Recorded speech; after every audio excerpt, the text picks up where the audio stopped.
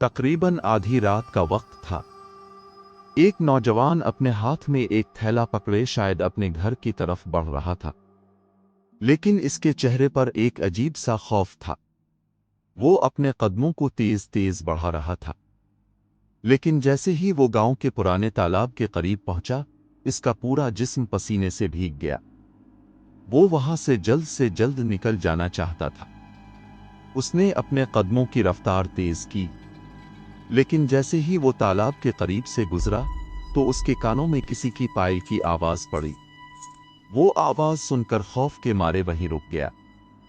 उसने हिम्मत करके पीछे मुड़कर देखा तो एक सुर्ख नकाब ओढ़े औरत उसके सामने खड़ी थी। इससे पहले कि वो कुछ समझ पाता, इस औरत ने अपना हाथ उसके चेहरे की तरफ बढ़ाया और एक ही झटके में इसकी गर्दन मोड़ दी। वो बेजान होकर जमीन पर गिर पड़ा। अगर आपको ऐसी खौफनाक और हकीकी कहानियां पसंद हैं, तो इस वीडियो को लाइक करें और चैनल को फॉलो कर लें। ये एक छोटा सा क्लिक है, लेकिन इससे मुझे ऐसी और कहानियां आप तक पहुंचाने में मदद हासिल होती है। अब चलिए वापस इस कहानी की तरफ और देखते हैं कि इस गांव में क्या हो रहा था। अगली सुबह जब लोग वहां से गुजरे तो तालाब के बाहर लोगों का रश लग गया। पता नहीं ये किस किस को और लेकर जाएगी। पिछले 2 महीने में ये 5वीं मौत थी। मना किया था कि रात को यहां से कोई न जाए, लेकिन लोग सुनते कहां हैं। अब देखो क्या हुआ। लोग कहने लगे कि ये चुड़ैल का असर है। तालाब पर एक छोटा सा मजार बनाना होगा।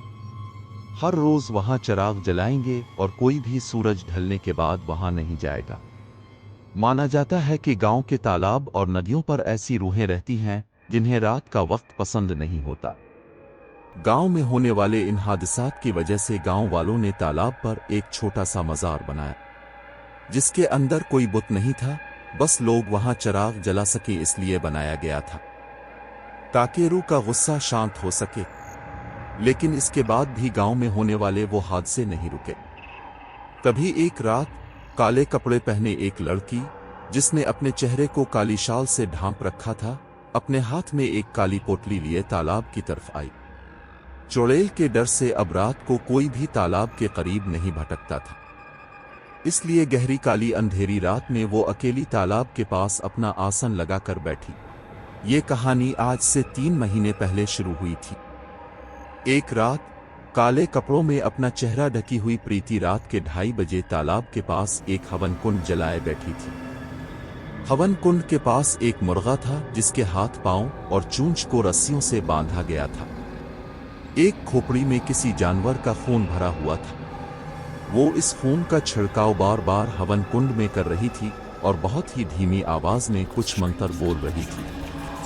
प्रीति अपनी मुर्दा बहन की रूह को जगाना चाहती थी। इसकी बहन के साथ जो जुल्म हुआ था, इसका बदला लेने के लिए उसने इस बंधे हुए मुर्गे को उठाया और धार वाली छुरी से इसकी गर्दन को एक झटके में अलग कर दिया। इसकी कुर्बानी इसने हवन कुंड में चढ़ा दी। तभी वहां एक अजीब सी सनसनी उठी। रात के सन्नाटे में जैसे कोई दबी आवाज सुनाई देने लगी। तालाब के अंदर से जैसे किसी की रूह निकलकर बाहर आ गई हो। प्रीति ने पीछे मुड़कर देखा तो सुर्ख नकाब ओढ़े एक औरत इसके सामने खड़ी थी। प्रीति ने इसे हुक्म दिया कि जाओ और खत्म कर दो उन लोगों को। मुझे अपना बदला चाहिए। जाओ। जैसे वो रूह उसकी आज्ञा का इंतजार कर रही थी। इतना कहते ही वो गांव की तरफ बढ़ी और एक घर के बाहर जाकर रुकी। दरवाजे पर दस्तक हुई। रात के 3 बज रहे थे और कोई दरवाजा खटखटा रहा था।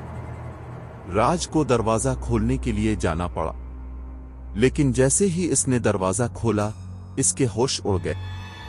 इसके सामने सुर्ख नकाब ओढ़ी वो औरत खड़ी थी। हुआ के झुमके से इसके चेहरे से नकाब सरक गया। राज ने जैसे ही इसका चेहरा देखा, इसकी चीख निकल गई। इसका चेहरा पूरी तरह से गला हुआ था और आंखों की पुतलियां बिल्कुल सफेद होकर उल्टी हो चुकी थी। राज ने जल्दी से दरवाजा बंद करने की कोशिश की, लेकिन दरवाजा बंद नहीं हुआ। वो डर के मारे अंदर की तरफ भागने लगा। तभी इस खौफनाक औरत ने इसकी गर्दन को अपने हाथों में जकड़ लिया और एक ही झटके में इसकी गर्दन मोड़ डाली और उसके चेहरे के गोश्त को बुरी तरह नोच डाला। दर्द के मारे पूरे घर में उसकी चीख गूंज गई और कुछ देर बाद सब कुछ बिल्कुल शांत हो गया। अगली सुबह जब घर वाले आए तो इसका यह हाल देखकर उनके पांव तले जमीन खिसक गई। राज का छोटा भाई विक्रम अपने भाई से लिपटकर बिलक बिलक कर रो रहा था। उसने गांव वालों के साथ जाकर अपने भाई का आखिरी रस्म अदा किया। रात को वो अपने भाई की तस्वीर को अपने हाथों में लिए आंसू बहा रहा था। इसकी मां भी साथ रो रही थी। वो कह रही थी कि न जाने किसकी लानत लग गई है हमारे घर को। पहले मेरा बड़ा बेटा चल बसा और अब राज। एक के बाद एक मुसीबतें आती जा रही हैं। विक्रम ने कहा कि राज की मौत कोई आम मौत नहीं है मां, किसी ने जानबूझकर मारा है इसे। इसकी हालत नहीं देखी अपने क्या, कैसे इसके चेहरे पर पूरा गोश्त नोचा हुआ था। जिसने भी मेरे भाई के साथ ऐसा किया है मैं इसे ढूंढ कर निकालूंगा, नहीं छोड़ूंगा उसे मां। 13 दिन बाद राज की तमाम आखिरी रस्म पूरी हुई। घर में बिल्कुल सन्नाटा छाया हुआ था। विक्रम अपनी मां के कमरे में बिस्तर लगाकर सोया हुआ था। तभी रात के तकरीबन 3 बजे दरवाजे पर वही दस्तक की आवाज सुनाई दी। विक्रम की नींद टूट गई। उसने घड़ी में वक्त देखा। इतनी रात को घर पर कौन आया है? मां की नींद ना टूट जाए इसलिए विक्रम बगैर सोचे समझे दरवाजा खोलने चला गया। लेकिन जैसे ही इसने दरवाजा खोला इसके सामने भी वही सुर्ख नकाब वाली औरत खड़ी थी। उसने अपने चेहरे से नकाब हटाया और सीधे विक्रम की गर्दन की तरफ हाथ बढ़ाया। एक ही झटके में उसकी गर्दन मोड़ डाली। वो उसी वक्त बेजान होकर जमीन पर गिर गया। से चीखने का भी वक्त नहीं मिला। अगले दिन इसके आखिरी रस्म की अदायगी की गई। लेकिन यह सिलसिला यही नहीं रुका। जैसे ही विक्रम की मौत के 13 दिन बाद इसकी आखिरी रस्म पूरी हुई तो अगले दिन घर के सहन में उनकी मां की लाश मिली, जिनके चेहरे का गोश्त जैसे किसी वहशी दरिंदे ने नोच लिया हो। सबसे बदकिस्मती की बात यह थी कि उनकी रस्म करने के लिए अब घर में कोई भी वारिस नहीं बचा था। न जाने उनके खानदान को किसकी नजर लग गई। तीनों बच्चे मर गए और मां भी। इन तीनों की मौत आम नहीं है। लगता है किसी बालाई ताकत ने उनके पूरे खानदान को खत्म किया है। लोगों की इस भीड़ में काले कपड़े पहने अपना चेहरा ढकी हुई प्रीति खड़ी थी। लेकिन उसकी आंखों में अब एक परेशानी थी, जैसे कुछ तो ऐसा हो गया हो जिसकी इसने भी कल्पना नहीं की थी। ये सब क्या हो रहा है?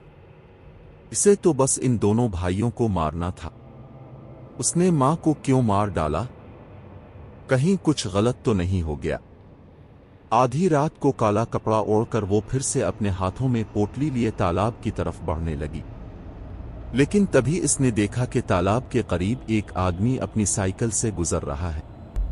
देखते ही देखते वहां पायल की आवाज गूंजी और उसके सामने सुर्ख निकाब ओढ़ी वो औरत अचानक से आ खड़ी हुई। डर के मारे वो आदमी साइकिल से गिर पड़ा। वो रूह उसकी तरफ बढ़ी और उसने इसके जिस्म के गोश्त को भी बुरी तरह नोच डाला। इसकी चीखों की आवाज पूरे गांव में गूंज उठी। ये देखकर प्रीति के होश उड़ गए। वो फौरन वहां से भाग निकली। डर के मारे इसका पूरा जिस्म कांप रहा था। ये सब क्या हो रहा है?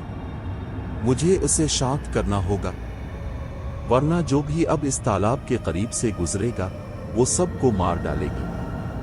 प्रीति ने इसे शांत करने की बहुत बार कोशिश की, लेकिन गांव में होने वाली मौतों की तादाद कम होने की बजाय दिन ब दिन बढ़ती जा रही थी। इन हादसात को 3 महीने गुजर चुके थे। प्रीति अब अपनी आंखों के सामने किसी और को कुर्बान होते नहीं देखना चाहती थी। इसलिए आज इसकी शांति के लिए प्रीति तालाब के पास बैठकर हवन कर रही थी।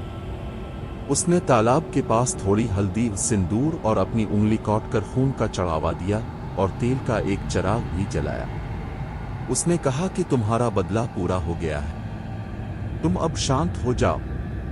गांव वालों को मत मारो, जिनको मारना था उन्हें तुम मार चुकी हो। तभी अचानक वहां बहुत जोर से हवा चलने लगी। जैसे कोई अपनी मौजूदगी का एहसास कराना चाहता हो। तालाब की मंडेर पर जल रहा चराग हुआ के झोंके से बुझ गया। उसे अपने आसपास पायल की आवाज सुनाई देने लगी। प्रीति ने पीछे मुड़कर देखा तो वही औरत इसके सामने खड़ी थी। इसके चेहरे से नकाब उठ चुका था और उसका खौफनाक चेहरा गुस्से में इसे देख रहा था। प्रीति ने कहा कि देखो, तुम्हें शांत होना होगा। तुम अपनी छोटी बहन को इस तरह नहीं मार सकती। मैंने तो बस तुम्हारे बदले के लिए तुम्हें जगाया था। आज से 4 महीने पहले उत्तर प्रदेश के एक छोटे से गांव में एक घर में मातम का माहौल था। घर के बड़े बेटे की शादी के कुछ अरसे बाद ही मौत हो गई थी। घर में 2 जवान बेटे थे जिनकी नजर अपनी बेवा जवान भाभी पर पड़ गई थी। सीता अपने शौहर की मौत के गम में खुद को अपने कमरे में बंद किए बस रोए जा रही थी। तभी उसके दरवाजे पर जोर जोर से दस्तक की आवाज हुई। इस दस्तक की आवाज से सीता अचानक सहम गई। उसने दरवाजा नहीं खोला। तभी अचानक 2 लोग दरवाजा तोड़कर अंदर आ गए। राज और विक्रम, उनके शौहर के दोनों भाई। वो कहने लगे कि इतनी देर से हम लोग दरवाजा खटखटा रहे हैं, तुझे समझ में नहीं आ रहा? सीता ने कहा कि देखो, ऐसा मत करो, मैं तुम्हारी भाभी हूं, कुछ तो सोचो। लेकिन वो दोनों शैतान की तरह हंसते हुए इसकी तरफ बढ़ने लगे। सीता इस तरह अपनी इज्जत को अपने हाथों बर्बाद होते नहीं देख सकती थी। उसने उन्हें धक्का दिया और बाहर की तरफ भाग ली। वो दोनों भी उसके पीछे भागे। उनसे अपना पीछा छुड़ाने के लिए वो गांव के तालाब की तरफ दौड़ी और उनसे अपनी हिफाजत करने के लिए तालाब के अंदर कूद गई। प्रीति अच्छी तरह जानती थी कि उसकी बहन क्यों मरी और कौन उसकी मौत का जिम्मेदार है, इसलिए इसने अपनी बहन की रूह को जगाया था। लेकिन प्रीति अब अपनी बहन की रूह को जिन तरीकों से बेदार कर दिया था, इसे शांत कर पाना अब इसके लिए नामुमकिन हो गया था। वो अपने कमरे में घबराई हुई बैठी थी। तभी रात के तकरीबन 1:30 बजे किसी ने इसका दरवाजा खटखटाया। इतनी रात को कौन आया है? प्रीति ने जाकर दरवाजा खोला तो सिर्फ नकाब के अंदर वो रूह अब उसके सामने आई। इसे देखकर प्रीति के रोंगटे खड़े हो गए। उसने कहा कि तुम नहीं, देखो, तुम मुझे नहीं मार सकती। मैंने तो तुम्हें इसलिए जगाया था ताकि तुम अपनी मौत का बदला ले सको, होश में आओ।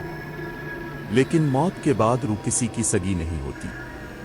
प्रीति ने इसे बेदार तो कर दिया, लेकिन आखिर में वो खुद भी अपनी मौत का सबब बन गई। इस रूह ने अपने हाथ प्रीति की गर्दन की तरफ बढ़ाए और एक ही झटके में इसकी गर्दन भी मोड़ डाली। और प्रीति की कुछ आखिरी चीखों के बाद सब कुछ बिल्कुल शांत हो गया। कहा जाता है कि गांव के लोगों ने डर के मारे पूरे गांव को खाली कर दिया और दूसरी जगह मुंतकिल हो गए। लेकिन सुर्ख निकाब में वो रूह आज भी इस गांव में भटकती रहती है और जो भी उसके सामने आता है इसे वो मौत के घाट उतार देती है। आपके ख्याल में क्या वाकई ऐसी रूहें होती हैं? क्या काले जादू से गुजरे हुए लोगों को जगाया जा सकता है? अपनी राय कमेंट्स में लिखी। अगर आपको ये कहानी पसंद आई तो लाइक, फॉलो करें और बेल आइकन दबा दें।